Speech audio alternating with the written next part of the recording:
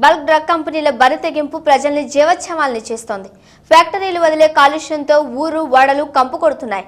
నేల తల్లి రూపురేఖలు కోల్పోయింది. మంచినీళ్లు కూడా పచ్చి విషంగా మారిపోయాయి. మహిళలు మాతృత్వానికి దూరమవుతున్నారు. ప్రజల ఆందోళనలు ఆర్తనాదాలు గాలిలో కలిసిపోతున్నాయి. కట్టడి చేయాల్సిన పీసీబీ కామ్గా కూర్చుని చోద్యం చూస్తోంది.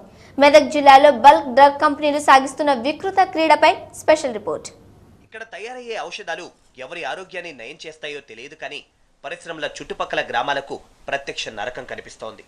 ఒకటి కాదు, రెండు కాదు, మెదక్ జిల్లాలోనే ఏకంగా 120 బల్క్ డ్రగ్ పరిశ్రమలున్నాయి. ఇక్కడి పొల్యూషన్లో మేజర్ రోల్ బల్క్ డ్రగ్ కంపెనీలదే.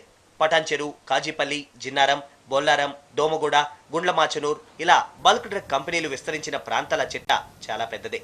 ఈ కంపెనీల నుంచి పెద్ద ఎత్తున విడుదలయ్యే వ్యర్థాలన్నీ ఈ ప్రాంతాన్ని కాలుష్య కాసారంగా మార్చేస్తున్నాయి. సాధారణంగా ఈ పొల్యూటెడ్ వాటర్ ని ప్రైమరీ ట్రీట్మెంట్ చేసి ఎఫ్లూయిమెంట్ ట్రీట్మెంట్ ప్లాంట్ కు పంపించాల్సి ఉంటుంది. కానీ ఇలా చేయాలంటే భారీగా ఖర్చు అవుతుంది. ప్రజలు ఎలా పోతే మాకేంటి, మాకు డబ్బే ముఖ్యం అనుకునే కంపెనీలు దాన్ని పట్టించుకోకుండా ప్రజల ఆరోగ్యాలతో చెలగాటమాడుతున్నాయి. చాలా కంపెనీలు కాలుష్య జలాల్ని నేరుగా బయటకు వదిలేస్తున్నాయి. సాధారణ రోజుల్లో వచ్చే వ్యర్థాలన్నింటినీ ప్రత్యేక ట్యాంకుల్లో నిల్వ చేస్తున్నాయి. వర్షాకాలంలో దర్జాగా వర్షం నీటిలో కలిపేసి భారీ మొత్తంలో పొల్యూటెడ్ వాటర్ ను బయటకు వదిలేస్తుంటారు. ప్రతి వర్షాకాలంలో మెదక్ జిల్లాలో ఇదంతా రొటీన్ సీన్. ఈ పరిశ్రమల కారణంగా మేము తీవ్ర ఇబ్బందులకు గురవుతున్నాం. ఈ యొక్క కాలుష్యంతో వ్యర్థ జలాలను తీసుకుపోయి మళ్ళీ ఘన పదార్థాల కింద భూమిలో వాతడం చేత సుప్రీంకోర్టు ఆర్డర్ కూడా ఇచ్చింది ఈ యొక్క కంపెనీ మూసేయమని చెప్పి. మా గ్రామాన్ని మొత్తం బస్టు పట్టిస్తున్నారు. మేము ఎవరు జీవించలేని పరిస్థితి. చిన్నపిల్లలు కానీ పెద్దోళ్ళకి కానీ విపరీతమైన రోగాలు. ఇప్పుడు ప్రస్తుతం నేను ప్రతి ఒక్క విలేజ్లో చర్మ సంబంధించిన వ్యాధులు, ఎంతోమంది స్త్రీలకు గర్భస్రావాలు జరిగింది. మాంజిరా వాటర్ వస్తున్నాయి, ఆ వాటర్ని కూడా తాగమని చెప్పేసారు.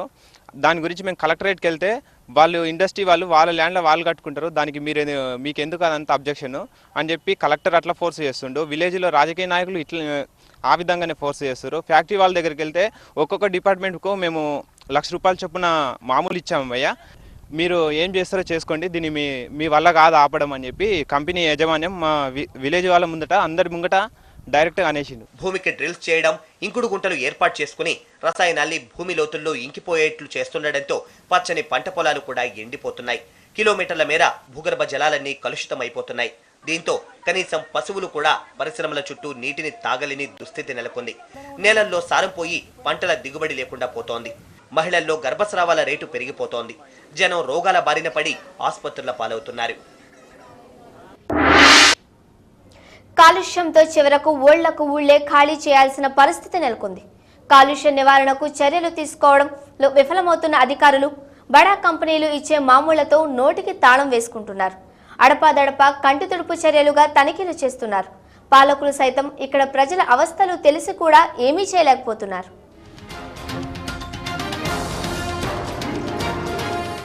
నీటితోనే కాదు, ఉదయం సాయంకాలం వేళల్లో వదిలే భయంకరమైన వాయువుల ధాటికి ఊళ్ళు ఖాళీ చేయాల్సిన పరిస్థితి ఏర్పడుతోంది. దుర్గంధం వెదజల్లే మెర్కాప్టన్స్ తో పరిస్థితి చేయి దాటిపోతోంది. ఈ బాధలన్నీ తట్టుకోలేక పరిశ్రమల సమీపంలో ఉన్న గ్రామాల ప్రజలు తరచూ మానవ హక్కుల కమిషన్ను ఆశ్రయిస్తున్నారు.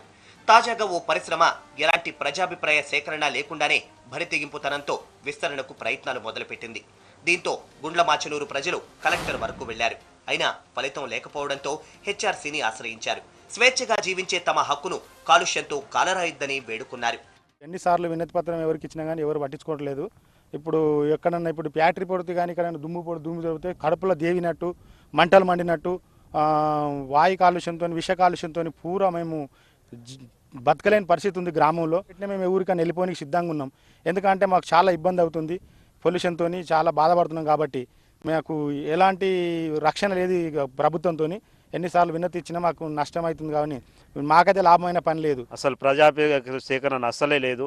ఏదో నలుగురు పెద్ద మనుషులను తీసుకొని ఏదో డాబాలలో కూర్చునబెట్టి వాళ్ళకు తూతూ మంత్రంగా ఏదో ఇంత అది ఇస్తాం ఇది ఇస్తామని చెప్పేసి వాళ్ళతో మాట్లాడుకొని ఈ హోటళ్ళల్లో, క్లబ్లల్లో, ఇది మన డాబాలల్లో, రెస్టారెంట్లలో పెట్టి అలాంటివి మాత్రమే చేస్తారు. కానీ ఊర్లో ఒక్కరోజు అయినా కానీ ప్రజా సేకరణ చేయడం లేదు. అది ఎలాంటి అనుమతులు కూడా వాళ్ళకు లేవని డిఎల్పిఓ గారు కూడా చెప్పిండు. అధికారులు రావడం, శాంపిల్స్ తీసుకుని వెళ్లడం అంతా రొటీన్ సీనే. కానీ ఇప్పటి వరకు ఏ ఒక్క కంపెనీపై కూడా కఠినంగా చర్యలు తీసుకున్న ఆనవాళ్లే లేవు.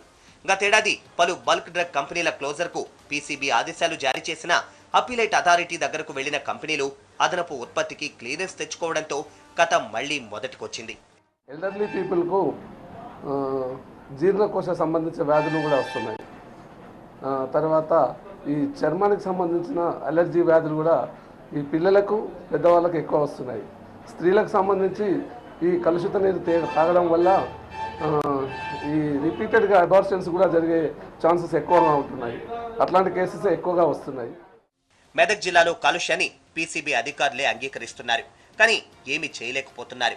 ఎన్నిసార్లు యాక్షన్ తీసుకున్నా తీరు మార్చుకొని వంకర బుద్ధిగాళ్లను ఏమీ చేయలేమన్నది వారి ఉద్దేశం. ఇండస్ట్రీస్ వైజ్ చూసుకుంటే స్టేటస్ చాలామంది కూడా zero discharge proposals, zero discharge చేసిన ఇండస్ట్రీస్ ఉన్నాయి. 1-2 ఇన్సిడెంట్స్ ఉండొచ్చు బయటికి వదిలేయడం, కానీ that is a stain incidents. అది ట్రీట్మెంట్ సిస్టమ్స్ పనిచేయకపోవడం కానీ, ఆ వర్షంలో ఇంటెన్షనల్గా వదిలేయడం కానీ జరుగుతుంది. అట్లాంటి industries definitely we are booking them and taking stringent action. అధికారులు పాలకులకు సమస్య తెలియాలంటే వెళ్లి చెప్పుకోవచ్చు, కానీ అందరికీ తెలిసినా ఏమీ చేయలేకపోవడంతో ఏం చేయాలో దిక్కుతోచడం లేదు. ఇటీవల మెదక్ జిల్లా పర్యటనలో ముఖ్యమంత్రి కూడా ఈ సమస్యపై స్పందించారు. ఇకపై ఇలాంటి సమస్య ఉండదని చెప్పారు, కానీ ఇంతవరకు అది ఆచరణకు నోచుకోలేదు. ఇండస్ట్రీని ప్రొటెక్ట్ చేయాలి, ఓ పక్క లాట్ ఆఫ్ ఫారెన్ ఎక్స్చేంజ్ వస్తున్నది. It is the bulk drug capital of the country Andhra Pradesh. So రెండింటిని మనం బ్యాలెన్స్ చేయాలి. అక్కడ ప్రజలకు ఇబ్బంది లేకుండా చేయాల్సిన అవసరం ఉంది, వారికి పొల్యూషన్ నుంచి తగ్గించాల్సిన అవసరం ఉంది, వారికి మంచినీరు కానీ ఇతర వసతులు పొల్యూట్ కాకుండా చేయాల్సిన బాధ్యత మన పైన ఉంది. రెండు కూడా బ్యాలెన్స్ చేసి చేయటం. ఇప్పటి వరకు ఉన్న పరిశ్రమల్ని ఎలాగూ భరిస్తూనే ఉన్నారు. ఇకపై కొత్తగా ఏర్పాటు చేయొద్దని ప్రజలు మొత్తుకుంటున్నా సరే వినే పరిస్థితి లేదు. ఇండస్ట్రీస్ ఎస్టాబ్లిష్మెంట్ పై గతంలో విధించిన మారిటోరియాన్ని ఎత్తివేశారు. దీని వెనుక పెద్ద కుట్రే ఉందనేది కాదనలేని వాస్తవం. కాలుష్యం తగ్గిందని తప్పుడు నివేదికలు పంపించారని మానిటరింగ్ కమిటీ సభ్యులే ఆరోపించిన సందర్భాలున్నాయి. పొల్యూషన్ను నియంత్రించేందుకు టెక్నాలజీ అందుబాటులో ఉన్నా కంపెనీలు పిసినారితనంతో వ్యవహరిస్తున్నాయి. మామూళ్లతో అధికారుల నోటికి చేతులకు తాళం వేస్తున్నారు. ఇప్పటికైనా పరిస్థితి మారకుంటే బల్క్ డ్రగ్ ఇండస్ట్రీస్ పక్కన శ్మశానాలే మిగులుతాయి.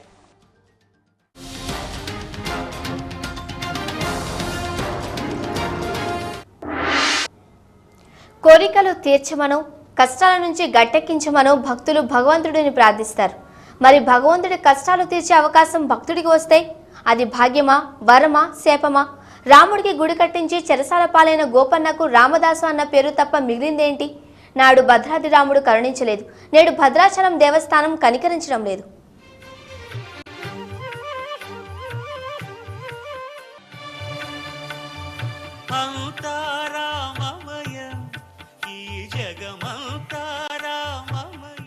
భద్రాచలం రామనామ స్మరణతో మారుమోగిపోతోంది. శ్రీరామ పట్టాభిషేకం కోసం అంగరంగ వైభవంగా ముస్తాబోతోంది. ఆకాశమంత పందిళ్లు, కొత్త కొత్త రంగులు, హంగులు, విద్యుత్ కాంతులతో దేదీప్యమానంగా వెలిగిపోతోంది. భద్రాచలం దేవస్థాన అధికారులు కౌంటర్లు, కలెక్షన్ల గురించి ఇలా పక్కాగా లెక్కలు చెప్తున్నారు.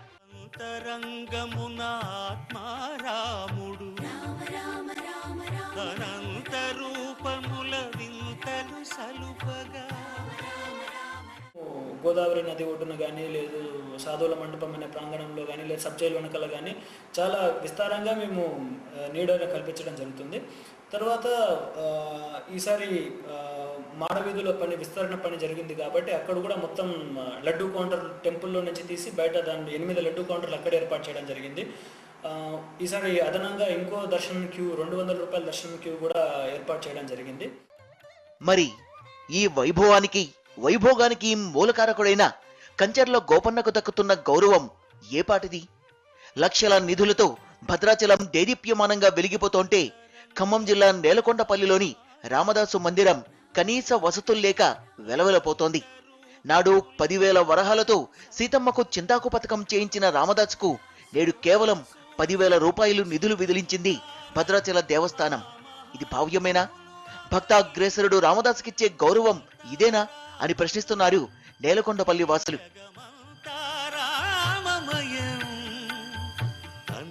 ఈ సున్నాలు వేయడానికి కానీ, ఈ రంగులు వేసుకోవడానికి కానీ, కానీ విద్యుత్ దీపాలు పెట్టడానికి కానీ, ఈ చెత్త చెదారం కూడా తీసేటువంటి పరిస్థితి లేకుండా ఉంది. ఆ రోజు వరకు ఒక్క కార్యక్రమం చేయడానికి 10,000 రూపాయలు అరకొర నిధులు ఇచ్చి ఈ దులిపేస్తున్నారు. నేలకొండపల్లి రామదాసు ధ్యాన మందిరాన్ని ఇటు భద్రాచల దేవస్థానం కానీ అటు దేవాదాయ శాఖ కానీ పట్టించుకోవడం లేదు. రాముడి సేవలో తరించిన ఆ మహనీయుడి జ్ఞాపకాలను కాపాడడంపై శ్రద్ధ పెట్టడం లేదనేది స్థానికుల ఆవేదన. రామదాసు నడయాడిన ఇంటిని ధ్యాన మందిరంగా మార్చారు. రామదాసు సహా ఇక్కడ సీతా రామలక్ష్మణుల విగ్రహాల్ని కూడా ఏర్పాటు చేశారు. పూజల్ని నిర్వహించేందుకు ఓ పూజారిని నియమించారు. కానీ లోక కళ్యాణం కోసం ఇక్కడ రాముని కళ్యాణం జరిపించడానికి నిధులు కరువయ్యాయి. దీనికి నిధులు ఇంకా సమకూర్చి ఒక పర్యాటక క్షేత్రంగా మరి ఈ కళ్యాణ మహోత్సవాన్ని కూడా ఇంకా ముందు నిర్వహించాలి. మరి ఇప్పుడు అక్కడ భద్రాచలంలో ఏర్పాట్లు ఘనంగా నిర్వహిస్తున్నారు. ఈనాటి వరకు కూడా ఇక్కడ ఏ రకమైనటువంటి కార్యక్రమాలు నిర్వహించలేనటువంటి పరిస్థితుల్లో మేమున్నాం. ఇక్కడ రామదాసు మందిరాన్ని అభివృద్ధి చేస్తే పర్యాటక కేంద్రంగా 10 కాలాల పాటు భాసిల్లుతుంది. కానీ ఎవరు కూడా అలాంటి ప్రయత్నాలు చేసినా చేస్తున్న దాఖలాలు లేవు కాక లేవు. అంతెందుకు భద్రాద్రిలోనే రామదాసుకు సరైన గుర్తింపు లేదని భక్తులు ఆవేదన వ్యక్తం చేస్తున్నారు. శ్రీరామనవమి సందర్భంగా ఆలయమంతా విద్యుత్ దీప కాంతులతో దేదీప్యమానంగా వెలిగిపోతోంది. కానీ ఆలయానికి అభిముఖంగా ఉన్న రామదాసు విగ్రహాన్ని మాత్రం చీకటి ఆవరిస్తోంది.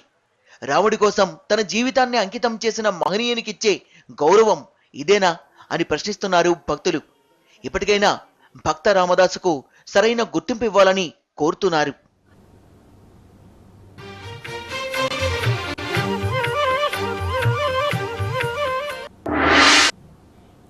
కార్మిక వ్యతిరేక విధానాలను అమలు చేస్తున్న ఎన్సీఎస్ షుగర్స్ యాజమాన్యం తీరును నిరసిస్తూ ఆందోళన బాటపట్టారు కార్మికులు.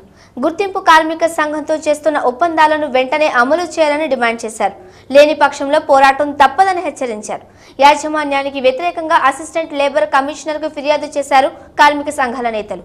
విజయనగరం జిల్లా సీతానగరం మండలం లచ్చైపేటలోని ఎన్సీఎస్ షుగర్ ఫ్యాక్టరీ కార్మికులు ఆందోళన బాటపట్టారు. యాజమాన్యం నిరంకుశ ధోరణికి వ్యతిరేకంగా నిరసనకు దిగారు. చక్కెర ఫ్యాక్టరీ మేనేజ్మెంట్ కార్మిక వ్యతిరేక విధానాలు అవలంబిస్తుందంటూ విజయనగరం అసిస్టెంట్ లేబర్ కమిషనర్ కు ఫిర్యాదు చేశారు.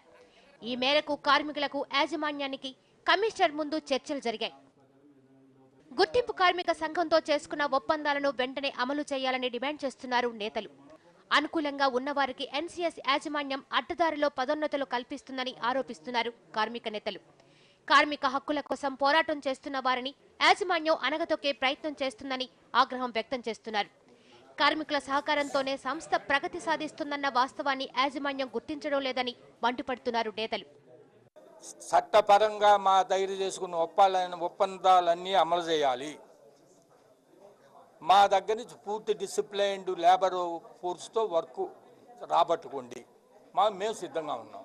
కార్మికులు అన్ని విధాల అన్ని గంటల్లో కూడా మీకు అందుబాటులో ఉంటారు. మీకు మీ ప్రొడక్షన్కి బాగా ఉంటుంది.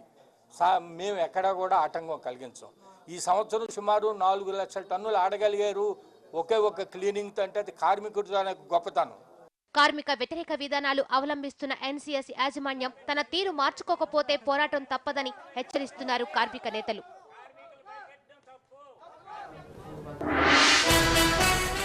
ఎన్టీఆర్ బొమ్మను ఎవరైనా పెట్టుకోవచ్చు. ఫ్లెక్సీ వివాదాలపై కొడాలి వ్యాఖ్య.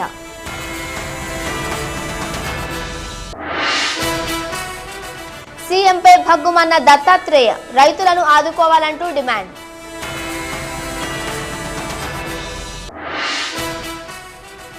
విచిత్రంగా మారుతున్న లెఫ్ట్ పార్టీల తీరు, ఎన్నికల్లో పోటీకి తలోదారి.